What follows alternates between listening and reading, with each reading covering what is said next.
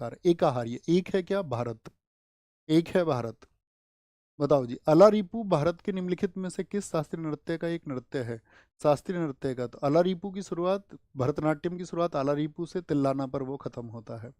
जागोई भारतीय शास्त्रीय नृत्य के निम्नलिखित में से किस रूप की एक प्रमुख शैली? वो जागी रहती है, किसको लेके? मणि को लेके, कहीं कोई मणि ना चुरा ले, मणि ना चुरा ले। शास्त्रीय नृत्य और राज्य का कौन सा एक युग्म सही है, बताइए।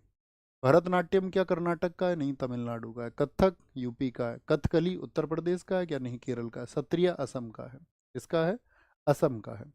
भामाकल्पम शास्त्रीय नृत्य नाटिका किस भारतीय शास्त्रीय नृत्य से संबंधित है? भामाकल्पम की रचना सिद्धेंद्र योगी, और सिद्धेंद्र योगी किससे संबंधित है? किसके आदि गुरु कहे जाते हैं? कुचिपुड़ी के, कुचिपुड़ी के। भारत के निम्नलिखित शास्त्रीय नृत्य रूपों में से कौन सा नृत्य संगीत और अभिनय का मिश्रण है और कहानियों का नाट्यीकरण करता है, जो अधिकतर भारतीय महाकाव्यों से अनुकूलित है? बताएंगे जी। जो इनका मिश्रण है, ये तो कथकली है, नृत्य संगीत और अभिनय का मिश्रण करता है। या तो कुचिपुड़ी होगा, कुचिपुड़ी दिया नहीं, कथकली होगा इसका आंसर, कथकली होगा। ठीक है? निम्नलिखित में से कौन सा, ये हमने आपको बताया नहीं और हमने सोचा था इसको हम नोट करेंगे आपके लिए। इसको लिखना अपना, कथकली का नोट्स खोलो एक बार, कथकली का नोट्स खोलो, उस पर लिख लीजिए कि ये आपका डांस, म्यूजिक और एक्टिंग का मिश्रण है कथकली। डांस, एक्टिंग और म्यूजिक का मिश्रण कौन है? वो कथकली है। निम्नलिखित में से कौन सा भारतीय शास्त्रीय नृत्य पात्रों के प्रतीक के लिए चेहरे पर विभिन्न रंग, 5 प्रकार के मेकअप किस में होते हैं? बताओ फटाफट से। किसमें होते हैं? कथकली में होते हैं। किसमें होते हैं? कथकली में होते हैं, कथकली में, कली में होते हैं। ओके, कोई दिक्कत, कोई परेशानी? सत्रिय नृत्य शैली की शुरुआत 15वीं शताब्दी में किसके द्वारा की गई थी? बताओ कौन थे? श्रीमत शंकर देव, महापुरुष शंकर देव थे, महापुरुष शंकर देव। मोहिनी अट्टम नृत्य में प्रयोग किए जाने वाला मुख्य ताल वाद्य यंत्र निम्नलिखित में से कौन सा है? ये आपका होमवर्क का क्वेश्चन है।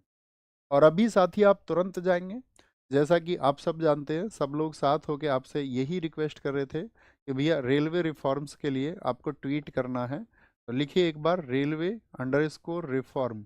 ये ट्वीट आप एक बार जरूर जाके करेंगे, ठीक है?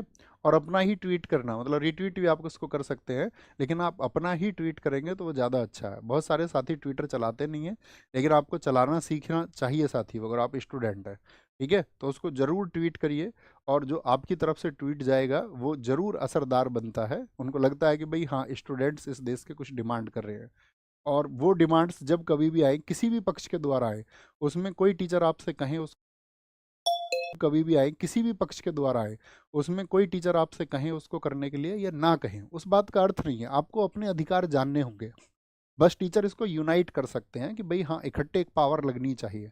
तो जब टीचर्स उसको यूनाइट कर रहे हों स्टूडेंट्स को, तो आपको खुद ही स्टूडेंट्स को फिर यूनाइट करने के लिए बहुत प्रयास करना चाहिए कि सभी स्टूडेंट्स को आप उसके लिए एकजुट कर लें, बेशक से आपका परीक्षा हो रेलवे का या नहीं हो, क्योंकि स्टूडेंट्स के अधिकार लगभग बराबर हैं, एक जैसे हैं।